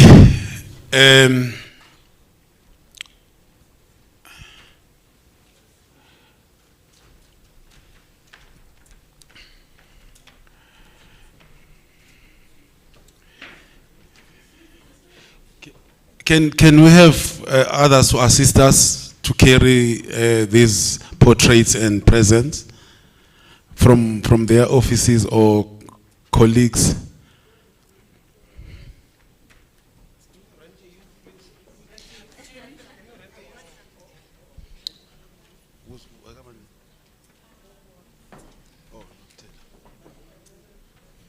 Just have to have a photo. Yeah, you can just. She can carry with your mama. Yeah. This is for mama. Can you come this side with yeah, so that you can be carrying both the. There are two. Yes, there are two. Nozala.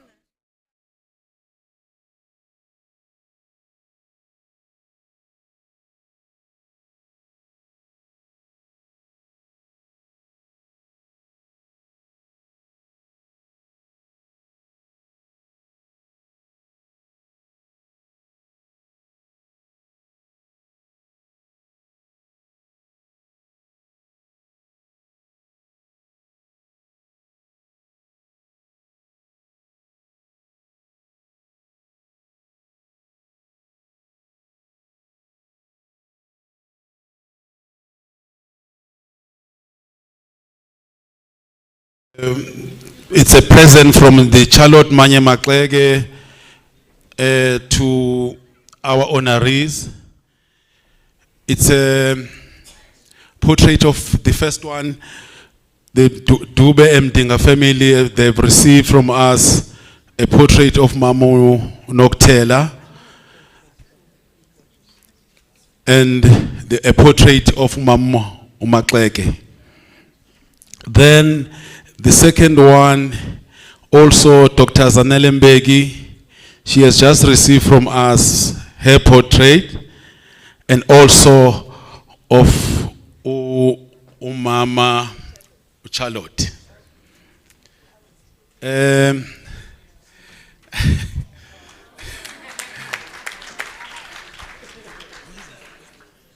then the last one, Eka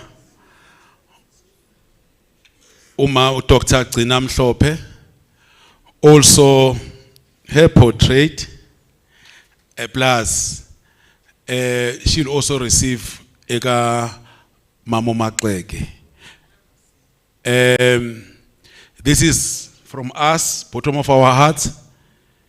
We are saying we have learned a lot from you, and we hope that through what we are doing now, your stories will be told, and the future generation will learn and inspired by you.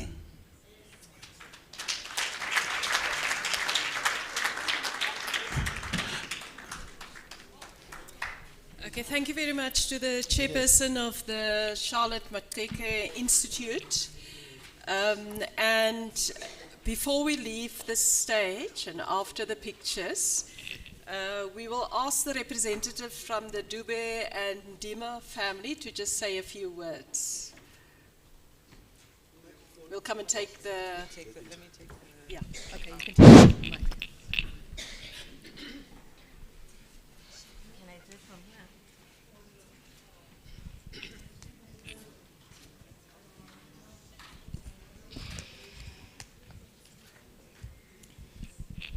Wow. Thank you so much for this honor. We are all very honored to be part of this great legacy of a woman, uNokutela Dube, and all the women who are being honored here today. When we watched the videos, when we started this morning, something was being said by everyone, and they all ended their story by saying, "My story does not end here." 105 years ago, when someone put CK2973 on the grave of Nokutela Dube, they didn't know that her story did not end with being called a Christian kafir on her grave. Thank you for being part of the movement to remember her and see her rise in all of us in a way that could not have been imagined 105 years ago. Toni Morrison says that definitions are for the definer, not for us. And today is living proof of how that definition was not her destination. Her destination is here in all of us in this room and beyond. Ngiyabonga.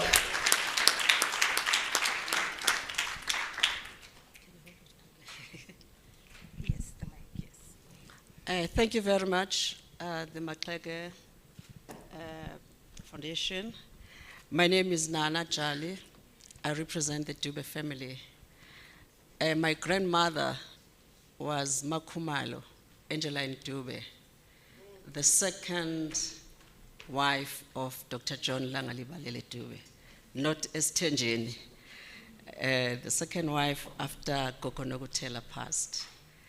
The Dube family is happy that we had two great grandmothers, Gogo Nokutela and Angeline Dube, who were who were on our grandfather's side all the time. My grandmother had 6 children. She was born on the 18th of April in Everton.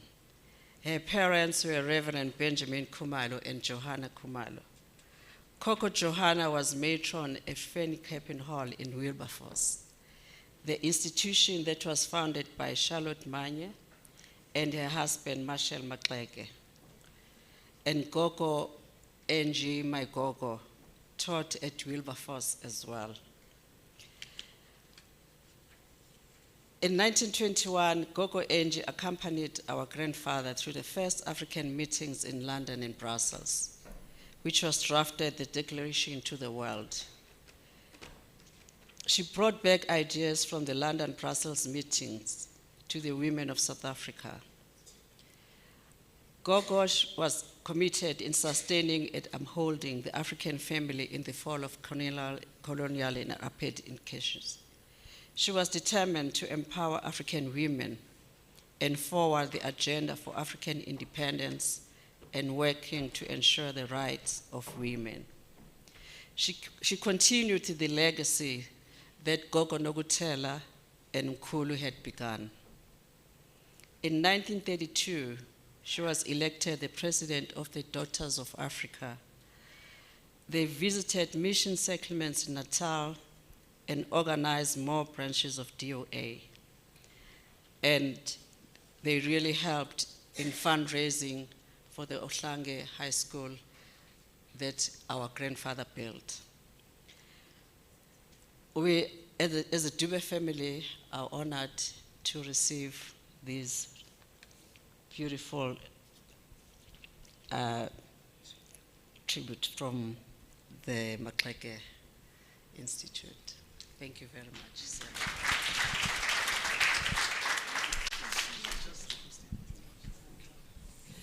I believe that Mum Becky wanted to say a few words. Are you sure? Okay. Okay, so one more photo. Okay, the last photo, and then we'll release you. Okay. Are there others that we need to? Okay, can we have all of our speakers for it's a family photo. Who are the different?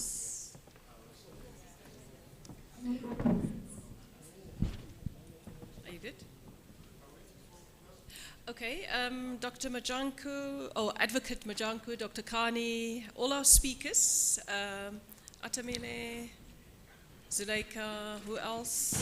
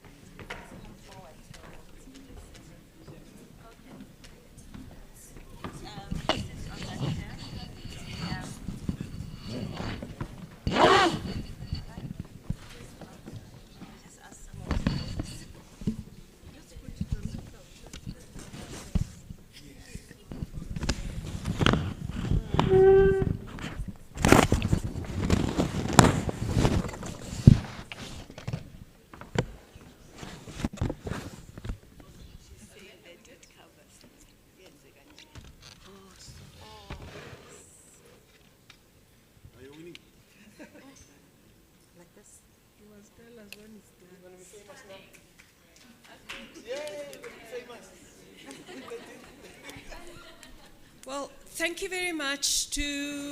We've come to the end of our program, and thank you very much to our 4 mothers of the nation whose example, their experience, and what they bring to motherhood and being citizens of not just our nation.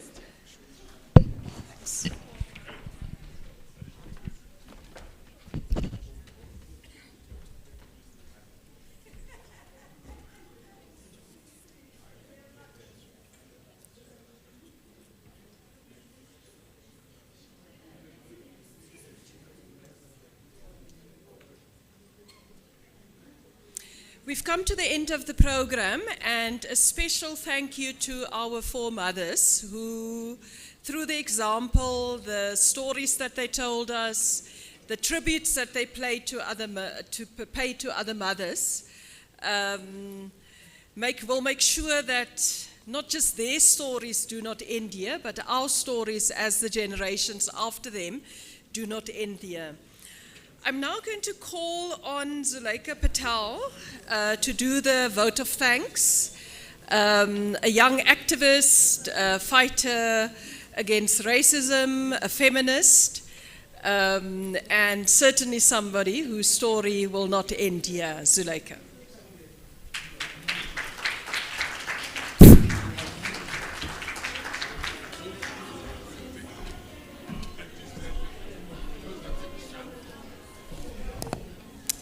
Good afternoon, everyone. Before I actually release everyone to lunch and give the vote of thanks, I'm actually going to call up a very special lady who was unable to receive her award Earlier in August, when we hosted the Bring Her Up Women of First Awards, Ms. Zandile Khumalo, who was awarded with the Charlotte's Mannya-Maxeke Excellence in Agriculture Award as Sandton's first hydroponic rooftop farmer. Her vision to make urban city rooftops look green with nutritious leafy rooftops is inspiring future generations of young farmers. And we absolutely admire the work that she has achieved as the co-founder and CEO of My Harvest and Neighbor Roots. So may we kindly give her a warm applause.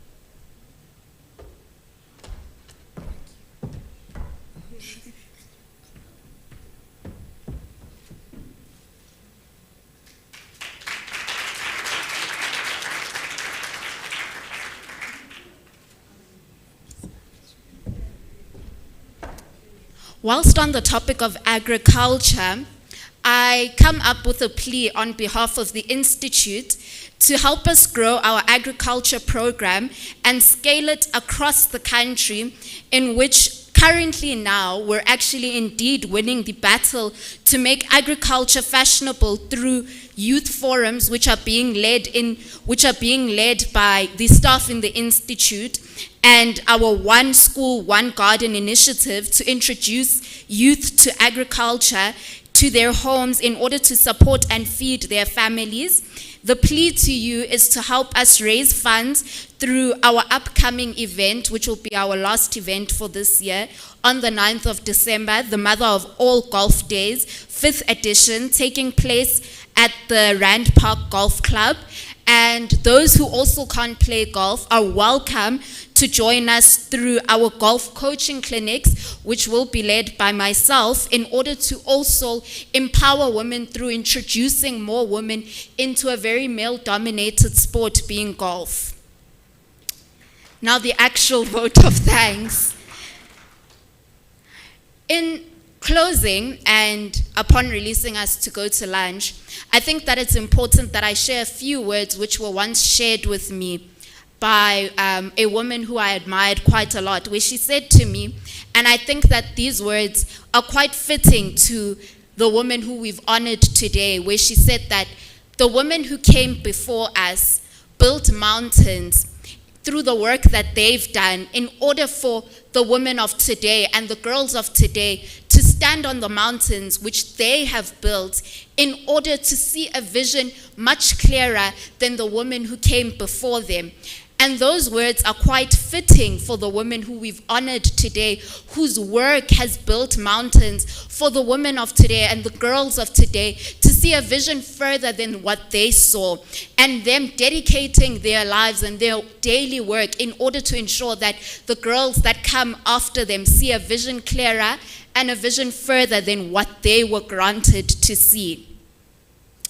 Lastly, I'd like to thank all our special guests who had joined us today: Minister Stella Ndabeni-Abrams, Mam Zanele Mbeki, Dr. Gcina Mhlophe, Dr. Atambile Masola, Dr. Nokuthula Mazibuko Msimang, Advocate Mujangu Gumbi, the Charlotte's Mannya-Maxeke Institute Board, Ms. Mandlesilo Msimang, and all our honorable guests. We thank you for joining us today on a day to honor women who are still with us, because I think that it's quite important to not only honor women once they have passed, as we've seen women only being honored once they've passed, but it's important to honor the women who have built these mountains for us to see a vision further and clearer whilst they're still with us. And so we thank you for joining us. Lunch will be served at the restaurant.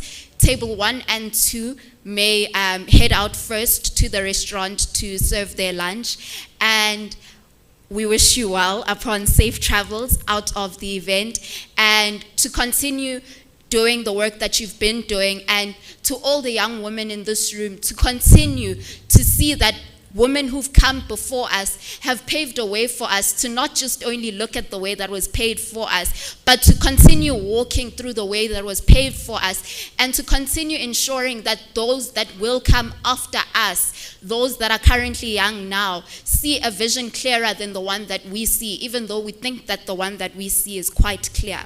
Thank you very much.